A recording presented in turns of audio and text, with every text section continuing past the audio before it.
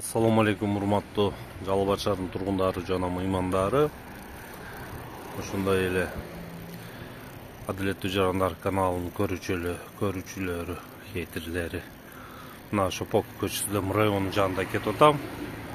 Баардыгы жолго мындай коюп туруп макул. Бирөө жаман умный экен. Мындай коюп алган кара.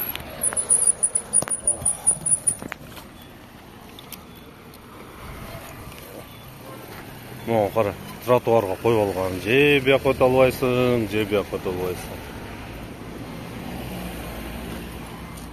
Ошого шаар ГАИ кызматкерлеринен суранат элем.